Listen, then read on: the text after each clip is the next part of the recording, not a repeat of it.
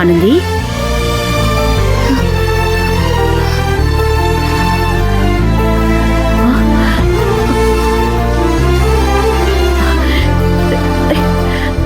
ஷிஷோ, என்ன இப்படி சொல்லுது?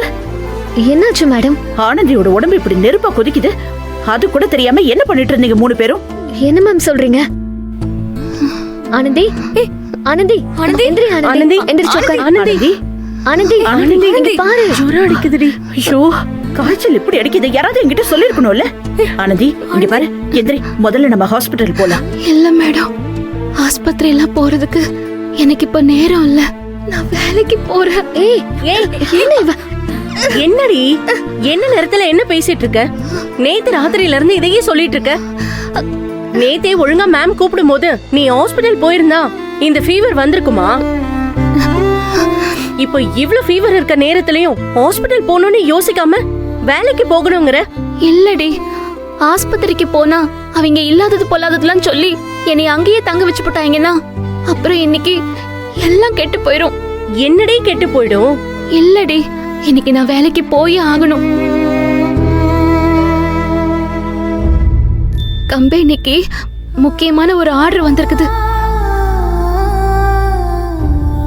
அதுல யாரு அதிகமா துணி தைக்கிறாங்களோ அவங்களுக்கு மகேஷ் சார் 7 லட்சம் ரூபாய் பரிசு கொடுக்கறத சொல்லியிருக்கிறாரு.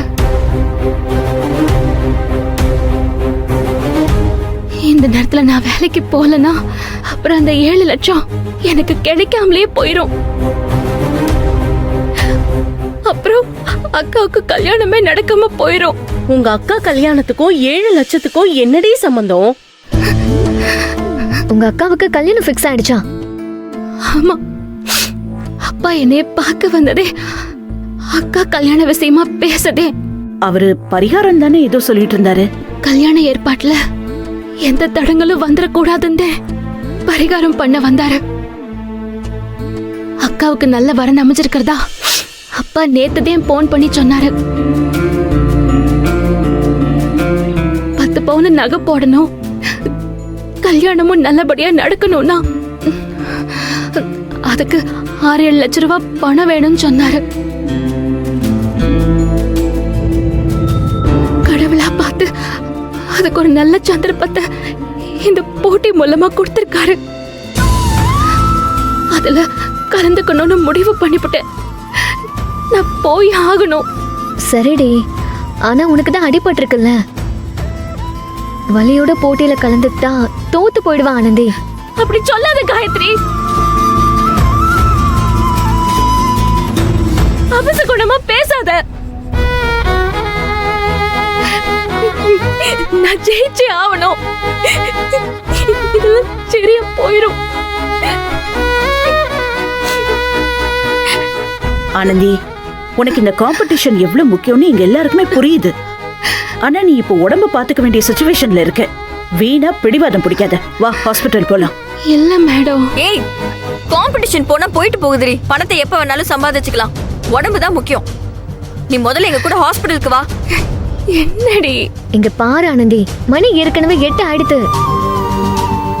இந்த நிலைமையில எப்படி வேலைக்கெல்லாம் போக முடியும்? நாங்கெல்லாம் உன் நல்லதுக்கு தான் சொல்றோம், புரிஞ்சுக்கோடி. என்னை 7 மணிக்கெல்லாம் எழுப்புகன்னு சொன்னல. ஏண்டி என்னை 8 மணி வரைக்கும் தூங்க விட்டிய? எதுக்கு இப்படி பண்றீங்க? ஆனந்தி, நீ இவ்ளோ கஷ்டப்பட்டு வேலைக்கு போய் தான் உன் அக்கா கல்யாணத்துக்கு பணம் சேர்க்கணும்னு இல்ல. உன் அக்கா கல்யாணத்துக்கு எப்படியாவது பணம் ஏற்பாடு பண்ணலாம். ஏதாவது ஒரு வழி கிடைக்கும். வேற எந்த வழியும் இல்ல மேடம். நான் வேலைக்கு போறேன். நான் போறேன். இவ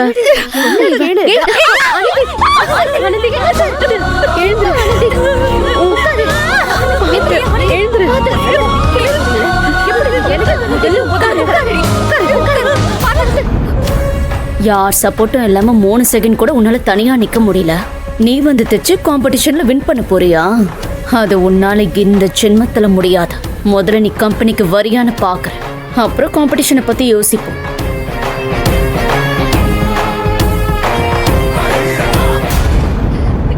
ஏன் ஆனந்தி புரிஞ்சுக்கவே மாட்டேங்கிற?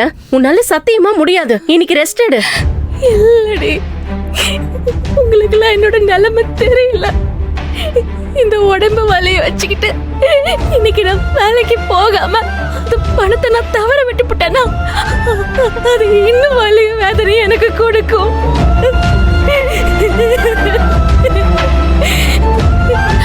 அக்காவுக்கு ஒரு நல்ல வாழ்க்கை அமைச்சு கொடுக்க முடியலையேன்னு ஆயுசு போறா வருத்தப்பட்டுக்கிட்டே இருப்பேன்.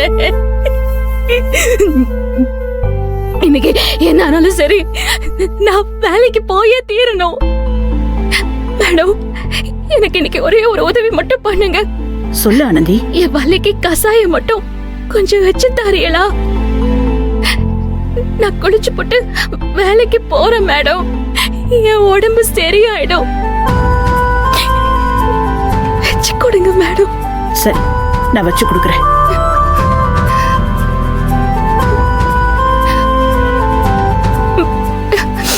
நான் போய் குளிச்சுட்டு வரேன். நானும் வரேன். வா, பாத்து வா. சொன்னாலும் கேட்க மாட்டேங்கிற.